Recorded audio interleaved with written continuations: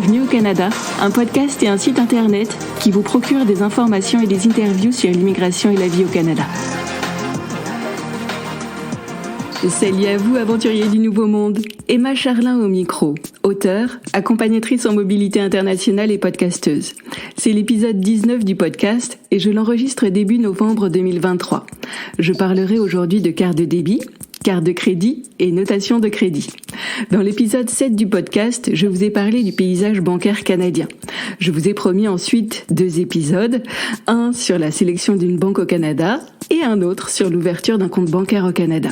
Je ne les ai pas perdus de vue, c'est juste qu'en comprenant d'abord ce que sont les cartes de débit, cartes de crédit et notation de crédit, vous pourrez mieux choisir une offre bancaire adaptée à vos besoins.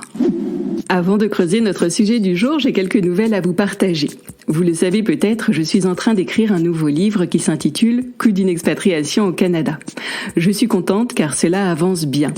J'ai fini la rédaction des chapitres sur les coûts d'avant-départ et je rédige à présent la partie sur les coûts à l'arrivée. J'aimerais aussi vous donner des pistes pour apprendre à récupérer des fonds et monter un budget. Bref, j'ai encore tout plein d'autres parties à rédiger. Par contre, je crois que ce livre ne sortira pas d'ici à la fin d'année, plutôt en 2024. Il faut d'abord que je finisse sa rédaction, que je le relise, puis que je le fasse relire par des relecteurs et un réviseur.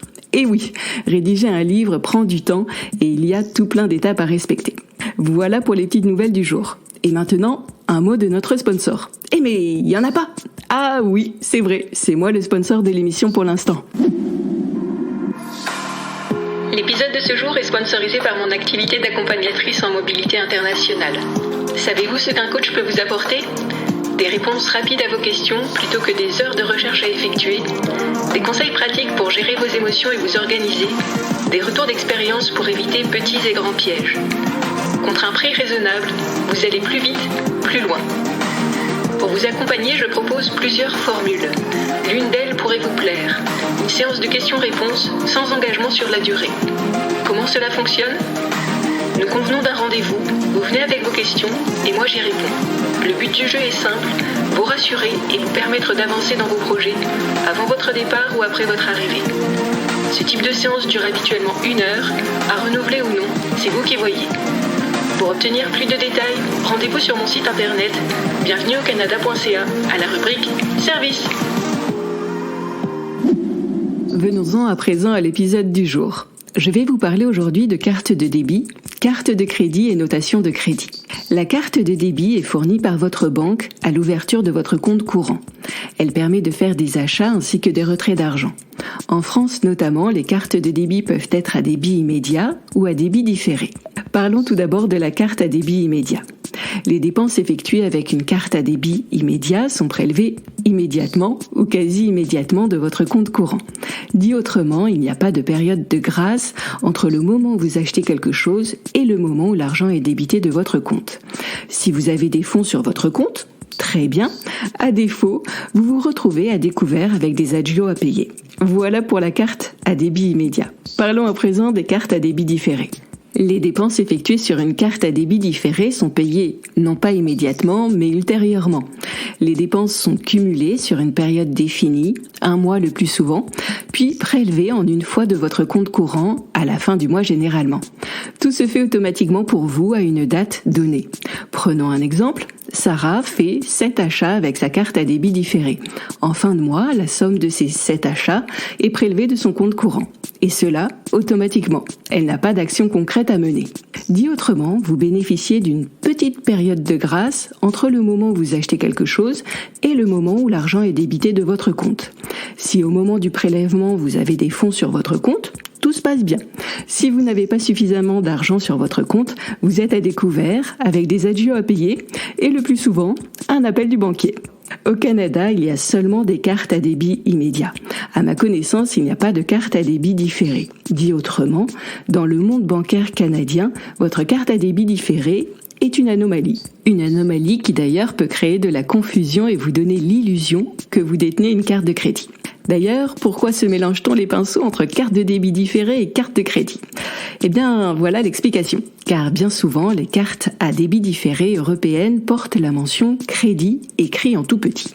C'est bien pratique pour vos dépenses au Canada et notamment pour la location d'une voiture, car bien des loueurs canadiens ne vous loueront un véhicule que si vous possédez une carte de crédit. Pour autant, et j'insiste, vous n'avez pas véritablement une carte de crédit. En tout cas, pas au sens nord-américain du terme.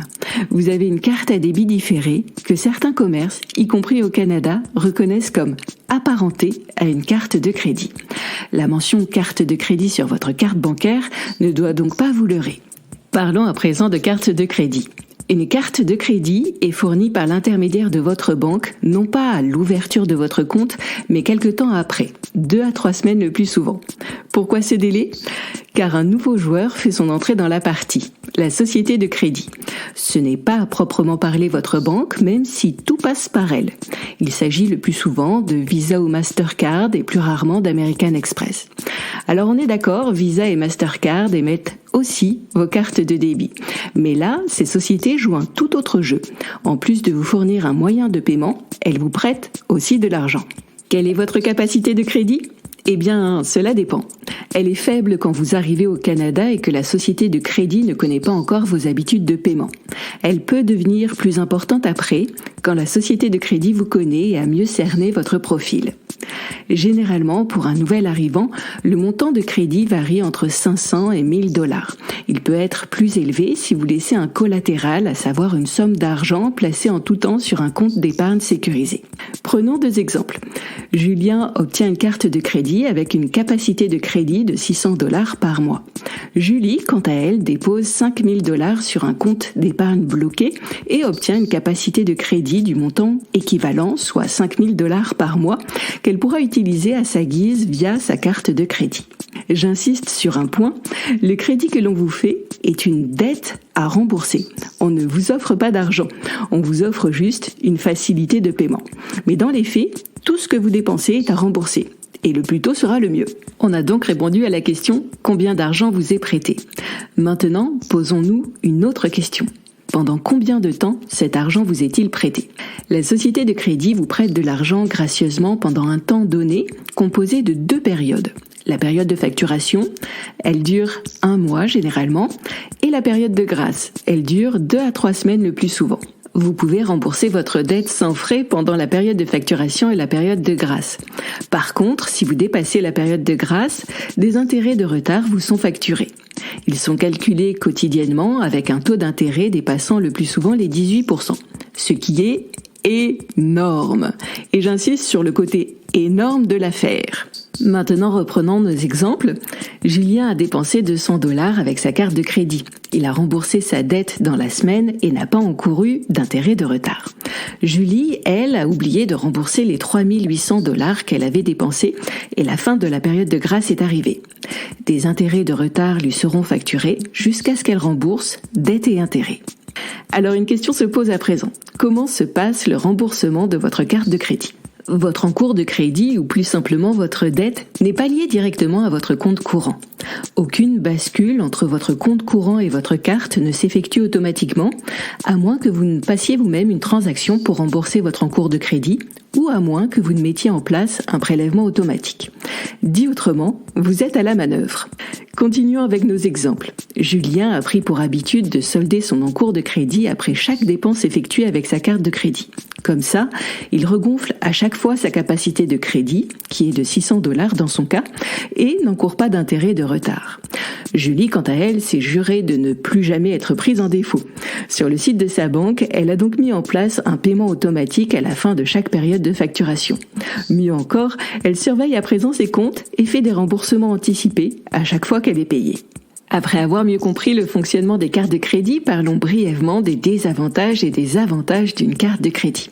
Un des désavantages, pour sûr, est que vous serez tenté de dépenser de l'argent que vous ne possédez pas. Et dans l'impossibilité de rembourser, vous auriez de nombreux, très nombreux, trop nombreux, intérêts à rembourser.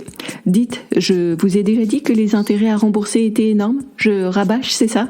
Oui, eh bien, autant pour moi, je préfère rabâcher. Un autre désavantage est que si vous retirez de l'argent liquide avec votre carte de crédit, vous aurez des intérêts à payer. Voilà pourquoi il est toujours recommandé de retirer son argent liquide avec une carte de débit dans un distributeur de son groupe bancaire afin d'éviter les pénalités. Personnellement, j'ai collé un autocollant sur ma carte de débit pour la différencier de ma carte de crédit. Parce que, en fait, ça m'énerverait de me tromper et d'avoir à payer des intérêts. Et puis, mon petit autocollant en forme de cœur me donne du baume au cœur, alors voilà. Bon, trêve de plaisanterie. Passons aux avantages des cartes de crédit. Au Canada, certains magasins, qu'ils soient physiques ou en ligne, n'acceptent que les cartes de crédit. Dit autrement, ils ne prennent pas les cartes de débit. C'est plutôt rare, mais tout de même, c'est un point à mentionner.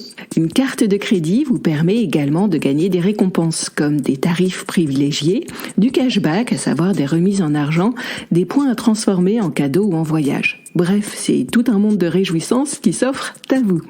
Une carte de crédit vient aussi avec un lot d'assurance et de garantie.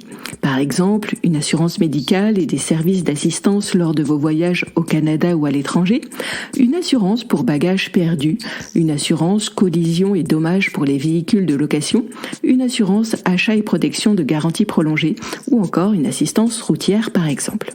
Bref, je vous encourage à choisir votre carte de crédit avec soin en fonction des récompenses, assurances et garanties qui vous importent le plus. Faites du shopping et comparez les avantages proposés plutôt que de prendre la première carte de crédit venue. Mais j'ai gardé le meilleur avantage pour la fin.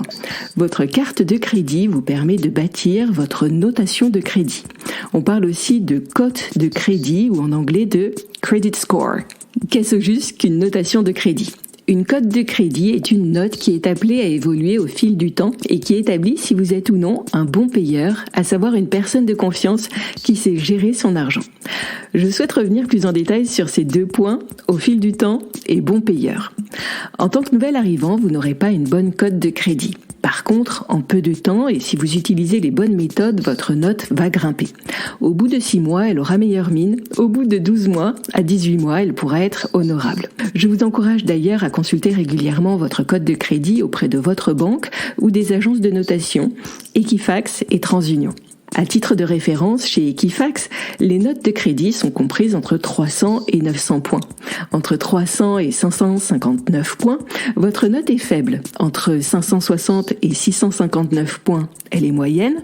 Entre 660 points et 724 points, elle est bonne. Entre 725 points et 759 points, elle est très bonne. Au-delà de 760 points, elle est excellente. Fichtre, c'était compliqué tous ces chiffres à prononcer. Maintenant, j'en viens à mon second point, comment être considéré comme un bon payeur. Il faut du temps, évidemment, mais il faut surtout utiliser régulièrement ses cartes de crédit, les rembourser en totalité et dans les temps impartis. Également, il convient de diversifier ses sources de crédit en utilisant par exemple un emprunt en plus de votre carte de crédit. Si vous achetez une voiture à votre arrivée et que vous souhaitez rapidement faire monter votre code de crédit, prenez donc un petit emprunt pour la voiture, même si vous pouvez payer comptant. 1000 à 2000 $ de crédit suffisent. Le but du jeu est simple, montrer que vous savez rembourser vos dettes. Et maintenant, parlons d'un point crucial, à quoi sert une cote de crédit ? À beaucoup de choses, à dire vrai.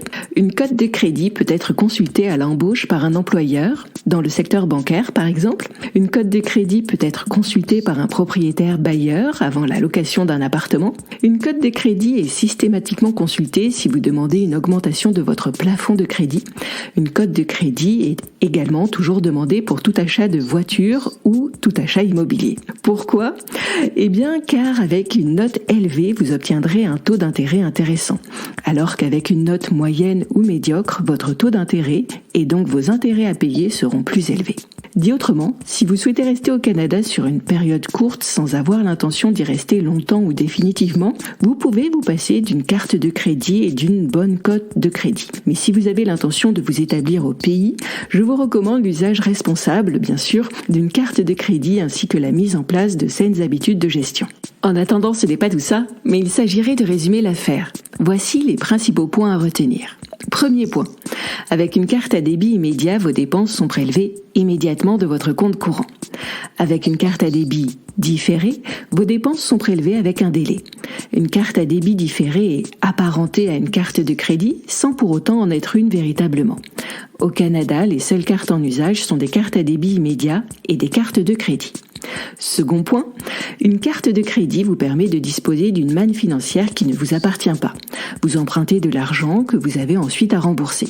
Si votre dette est remboursée en temps et en heure, vous n'avez pas d'intérêt à payer. À défaut, vous avez de gros intérêts à payer. Des très gros intérêts à payer. Troisième point, une carte de crédit peut vous apporter certains avantages, notamment des assurances et garanties.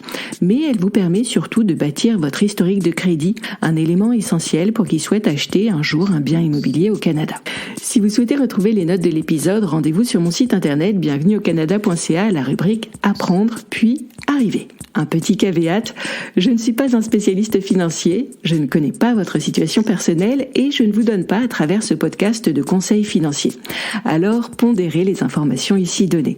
D'autant que les informations que j'ai présentées ici, là et maintenant pourraient ne plus être valables au moment où vous les écouterez.